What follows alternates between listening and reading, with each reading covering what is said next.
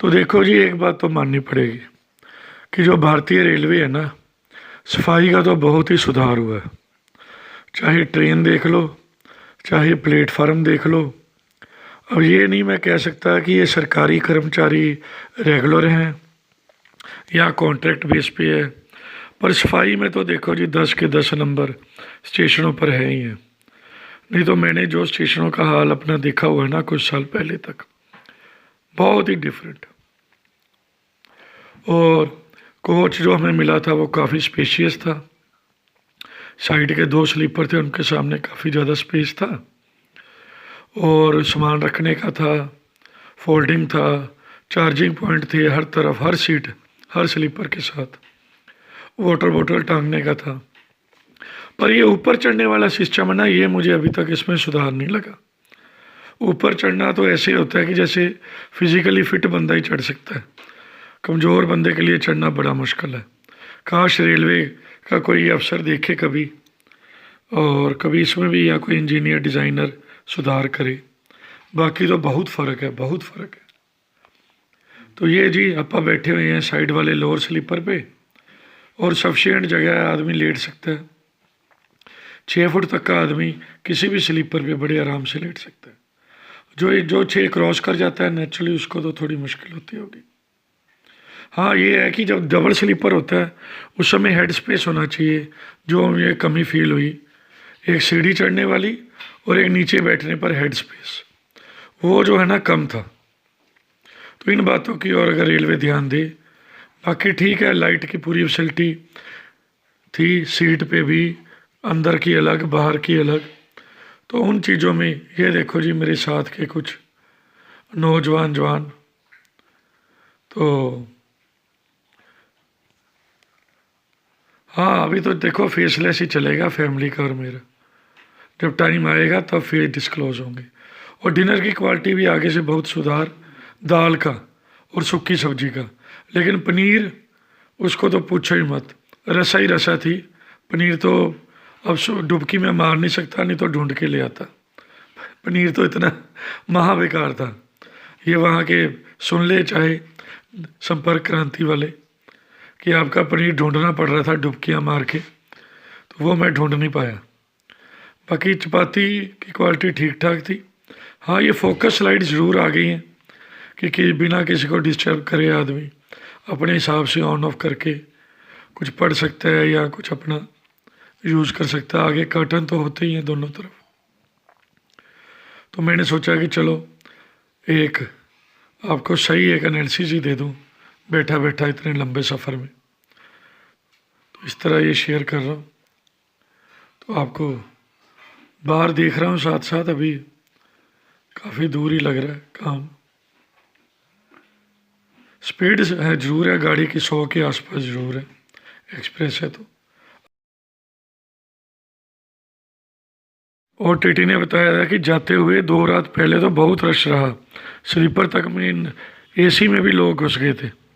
तो मैं तो उसी डर में 2-3 बार उठ उठ के देख रहा था जो उसने स्टेशन झांसी और सब बताए थे। तो नींद भी मेरी, मैं कहा यार अगर लोग घुस आए तो फिर बड़ी मुश्किल हो जाएगी।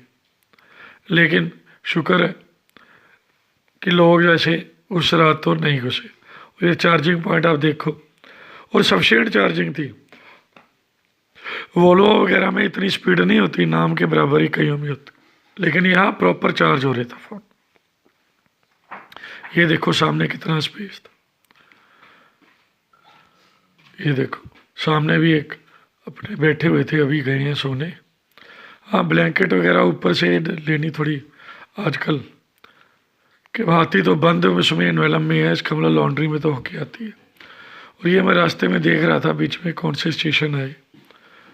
तो ये देखो छोटे छोटे स्टेशन पे भी लाइट की तो पूरी फैसिलिटी है। यूपी एमपी है ये एरियाज़, फिर भी लाइट की फैसिलिटी पूरी है स्टेशन पे, चाहे दूर इतनी नहीं नज़र आ रही। तो इसलिए स्टेशनों को तो मैं 10 में से 10 ही दूंगा जी। हाँ, टेक्निकल ज़रूर 1-2 मैंने शेयर किए हैं कि उनमें थोड़ा सुधार हो जाए, क्योंकि ये दिन चढ़ना शुरू हो गया है। तो अब उम्मीद है कि ज़्यादा लेट नहीं है ट्रेन, 6 बजे का टाइम है, 8-10-15 मिनट है। अब आगे क्या होगा वहाँ जाके पता चलेगा। तो दिन चढ़ गया है, तो बड़ा अच्छा लग रहा है।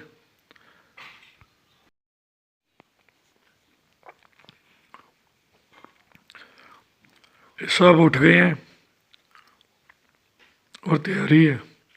ये आपको थोड़ा सा टॉयलेट सीट और उसका वो दिखा रहा हूँ सीट।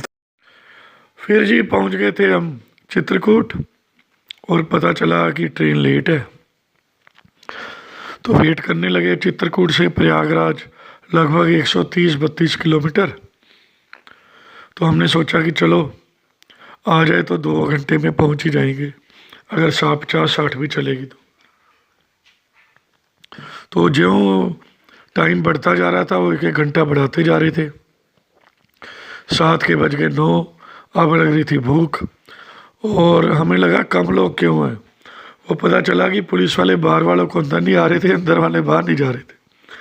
फिर हम एग्ज़िट किए, सामने पूरी वगैरह बन रही थी कि चलो कुछ ले लें, ब्रेड पकौड़ा पूरी वगैरह, लेकिन उन्होंने कहा नहीं अब बाहर निकल गए तो दूसरी तरफ से एंटर करो।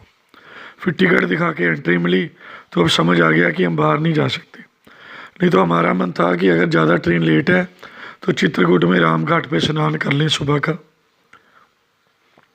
लेकिन जब ये पता चला तो हमने सोचा चलो वापसी पे आएंगे, तो अब ट्रेन का ही वेट करते हैं।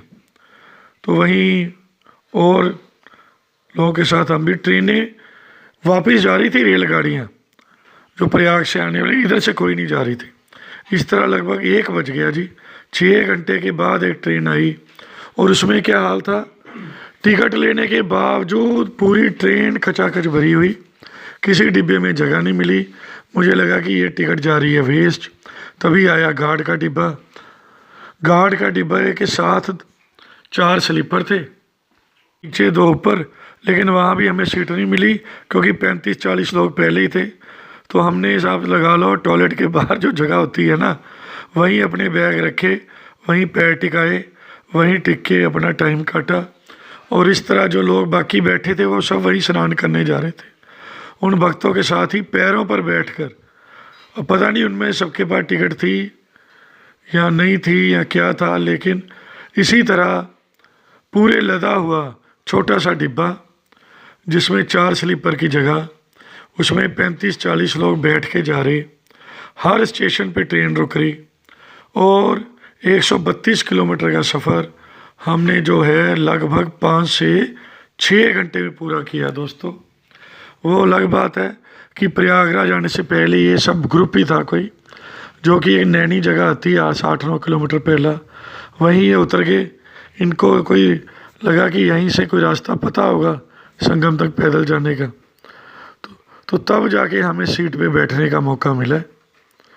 और फिर हम आधा पौना घंटा जो बाकी सफ़र था ना, वो फिर ये बैठे हैं। हाँ, ये अलग बात है कि श्रद्धा की वजह से हमें वो थकावट महसूस नहीं हो रही थी, लेकिन समय का जोर लग रहा था कि अमावस्या की तिथि के अनुसार तो समय निकला जा रहा है। और ये हम पहुंच गए प्रयागराज। तो हमें लगा कि अब घाट पर तो शायद ना पहुंच पाए, जितना रश है, तो वहीं पंच स्नान किया, प्रणाम किया धरती को। तो हमें यहाँ समझ आ गई थी कि हमें कम से कम 20 किलोमीटर चलना पड़ेगा। जिस हिसाब से ये घुमा रहे थे ना, उल्टी डायरेक्शन में भेज रहे थे, जो सीधा मार्ग जाता है ना दारागंज को, मेन स्टेशन के गेट के लिए उल्टी तरफ से भेज रहे थे।